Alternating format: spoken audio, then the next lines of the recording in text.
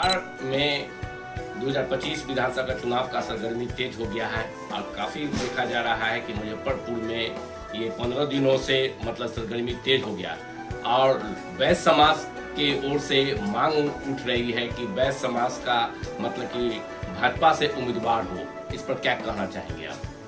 देखिए, मैं देवीलाल 94 मुजफ्फरपुर विधानसभा क्षेत्र का एक सेवकदार सिपाही हूँ, कार्यकर्ता हूँ और भारतीय जनता पार्टी में 2010 में मैं आया और आज 16 साल होने जा रहा है।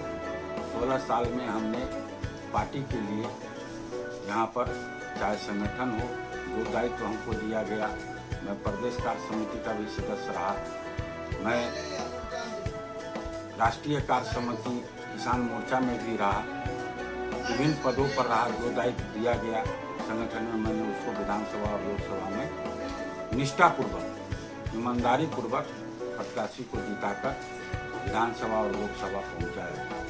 पार्टी निरंतर आगे बढ़ती जा रही है और भाजपा जो यहाँ मुजफ्फरपुर में कमल 2020 में मुरझा गया था, उसको खिलाने के लिए मैं हमेशा सब जो भी कार्यकर्ता है हमारे भारतीय जनता पार्टी के पदाधिकारी हैं, नेता हैं, सब एकजुट होकर उस 94 मुजफ्फरपुर विधानसभा क्षेत्र से मैं उस कमल मुरझाया को खिलाने के लिए इस बार प्रयत्न कर रहा हूं और हमको सफलतापूर्ण मिलेगी। 2010 के विधानसभा के चुनाव में पटना कोर कमेटी के द्वारा मेरा नाम विधानसभा में कोर कमेटी पटना के द्वारा बिहार के जो भारतीय जनता पार्टी की कोर कमेटी है उसमें भी मेरा नाम दिया था। 2015 के भी विधानसभा के चुनाव में भाजपा बिहार के कोर कमेटी के द्वारा मेरा नाम दिया था।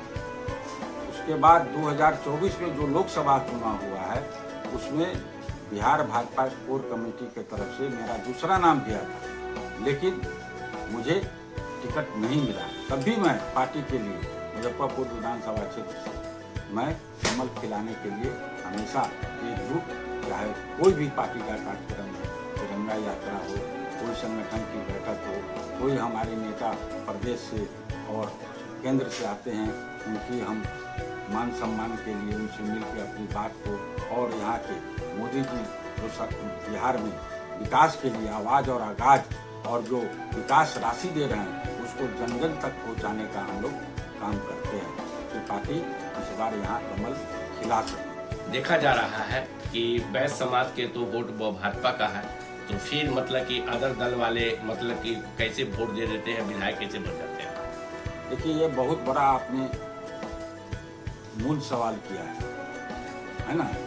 भारतीय जनता पार्टी जो है यहाँ मुजफ्फरपुर नगर विधानसभा क्षेत्र में वैश्यों की संख्या और व्यापारियों की संख्या 60 से 70 है और वैश्य का उम्मीदवार भारतीय जनता पार्टी अगर देती रहती तो यहाँ से लगातार भाजपा का कमल यहाँ खिलता रहता, मुरझाता नहीं। लेकिन यहाँ पर विकल्प नहीं मिलता है वैश्य समाज को, कैश्य समाज को, तो यह विपक्ष के जो कांग्रेसी उम्मीदवार विजेंद्र चौधरी हैं उनको चला जाता है।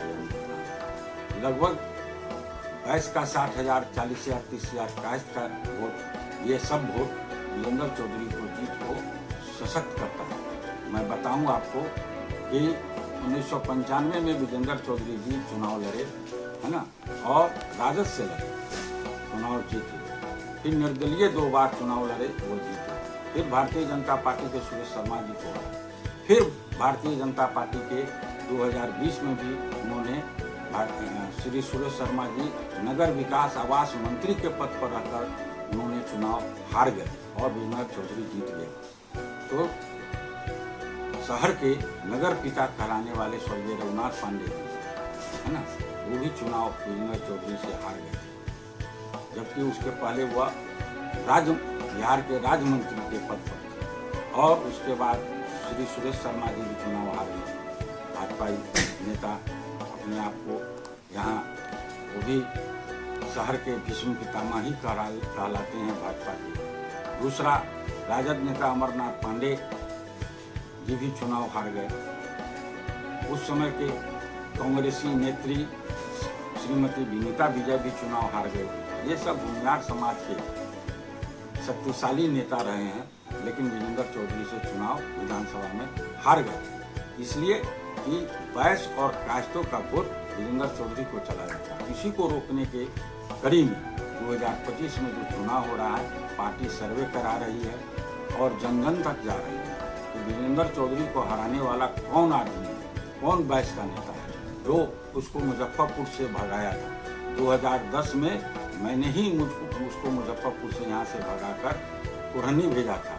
आज तक का इतिहास है कि जो 4 बार का विधायक जीता हो वो अपना क्षेत्र बदल लिया है ना, वो देवीलाल का ही देन है। इसलिए देवीलाल प्रबल उम्मीदवार है वैश्य समाज से कि अगर भारतीय जनता पार्टी हमरे जैसे कार्यकर्ता, निष्ठावान कार्यकर्ता जो आज तक न कोई ठेकेदारी किया, न